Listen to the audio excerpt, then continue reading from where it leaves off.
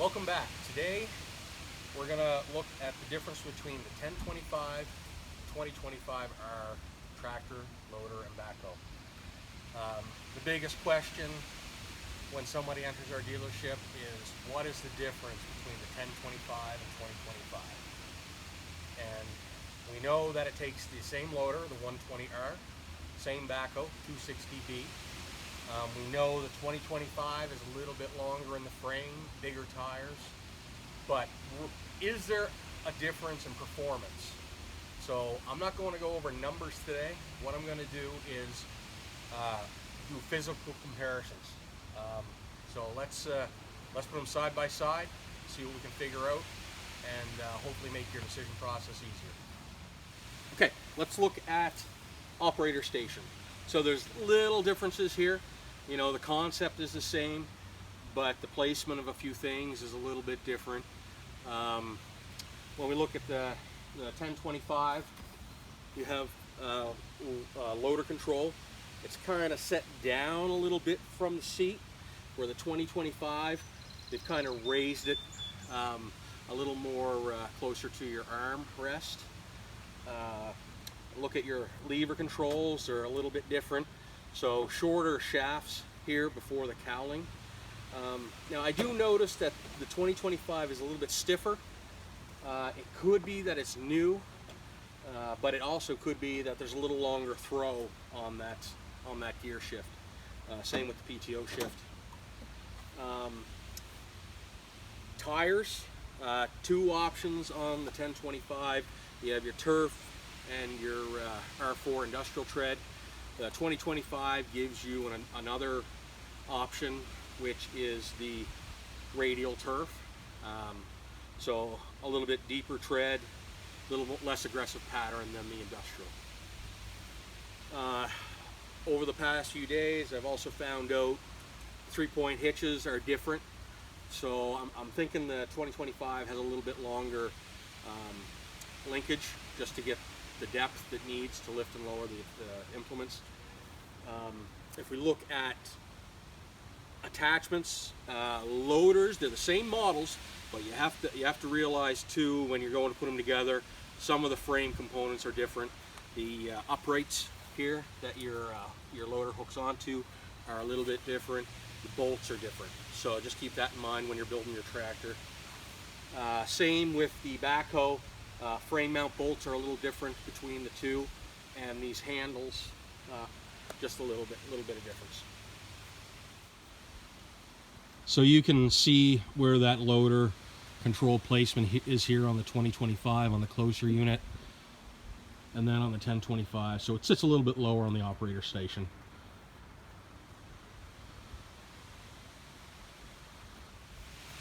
If we look at the toolboxes, the 2025 has a toolbox integrated here into the front frame, where the 1025 has a toolbox mounted up on the ROPS.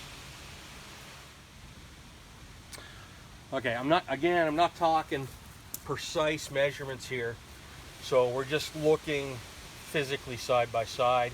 If we look at the back of the tractor, again, you can see the larger rear tires on the 2025 compared to the 1025. Which is going to contribute to a higher ground clearance, which we can see here on the backhoe frame. Comparative, you know, hard to tell without getting the tape out, but it's a couple inches to be sure. So that's going to give you a lot more clearance when you're around rocks, stumps, going over looser material. So, you know, 2025 is definitely giving you an advantage of that. Okay, this one just kind of surprised me. You can see it's very, very minimal difference between the lift heights here between the two. You know, we're looking at the pins here and here. You know, it might be an inch. It's not that much. To be honest, I thought it was going to be a bit more, but I think that comes into play. Remember I said about the frame on the loader. I think it's the height of that mounting post there. So that must play a factor. It's probably a safety thing, you know, keep your center of gravity down. So that one's surprising. glad I did this test. Okay, so I got dump height now.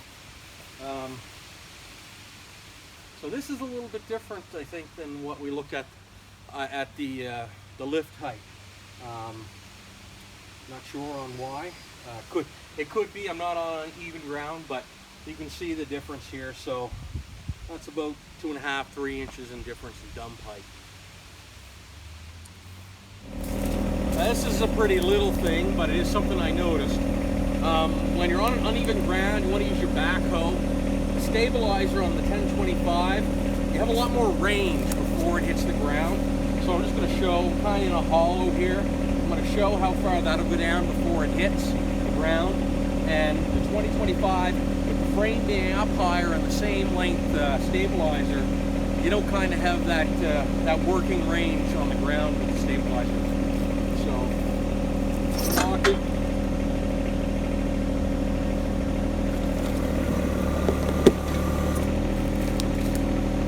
So that tire lifted off about 6 inches. I'm going to pull the 2025 up here, do the exact same thing, exact same spot.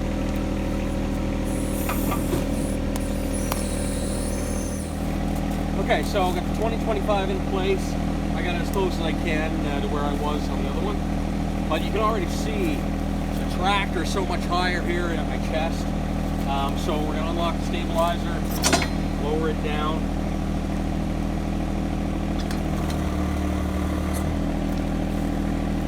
So again, with that higher frame, it has less room of working room down here below the axle. So, you know, I noticed it when I was going to dig a hole in a little bit of an uneven spot. I couldn't level out the tractor quite as well as the 1025. So that was interesting too. Other thing, when I hooked the backhoe up here, I found the 2025 didn't have as good a visibility to the mounting points on the frame. Stand in an answer this. And also over here,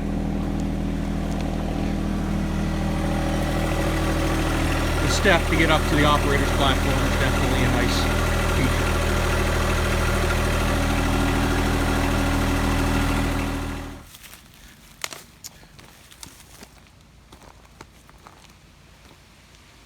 Okay, so this is a lift test for 1025R with 120R loader.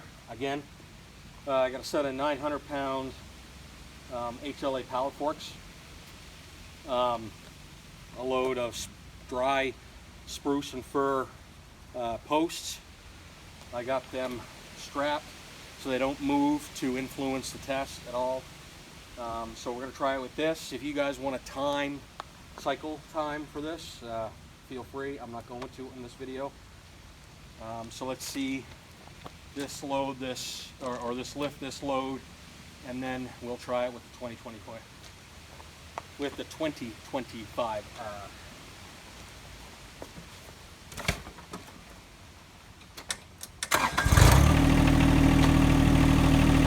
Again, I'm going to 3,000 RPM.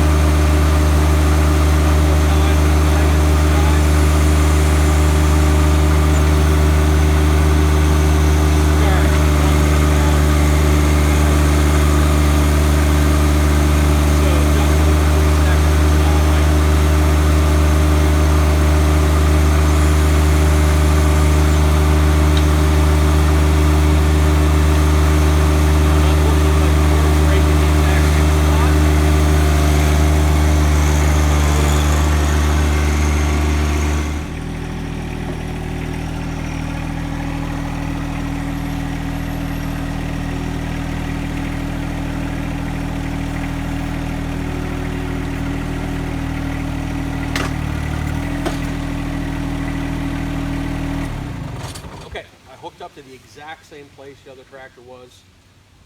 So I'm going to start it up, put it to 3,000 RPMs. Let's see how well this does.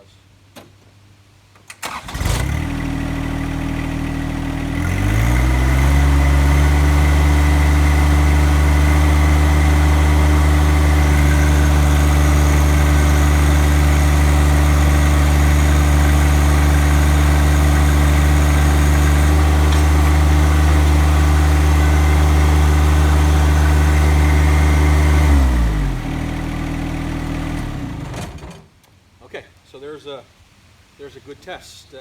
2025R has more lift capabilities.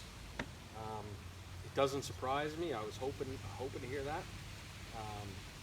Again, I don't know by how much, but I can at least say to my customers now that the 2025 will lift more weight on the loader.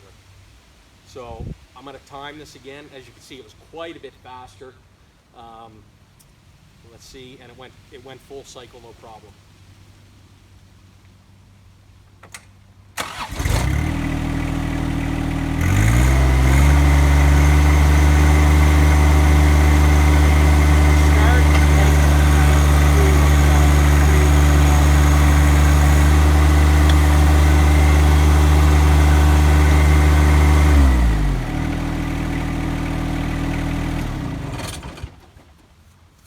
So again, lifted higher, cycle time is faster. It lifted past the 3 second mark higher though. So good, a really good test. Again, at least now we can tell our customers, 2025R, you are getting more power when you spend that extra money for the same horsepower tractor on your loader.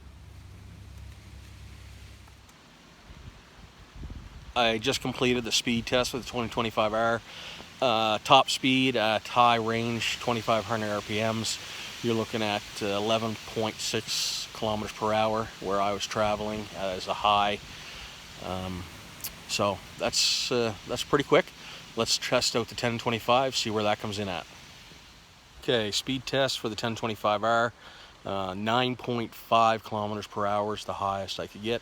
So there's another advantage to 2025, you get a little more speed in high range. Okay, if we're looking side by side after doing all those tests, 2025 has a few advantages over the 1025. Again, mostly in the size of the frame, the ground clearance, lift capacities, a little nicer in the operator station, speed. So you can justify, you know, going to that price range to get a little more out of that 25 horsepower tractor compared to the 1025. So all in all, this was a successful test. I can now tell my customers the difference between the two, and hopefully you took something away from it as well. Thanks again, and we'll see you around.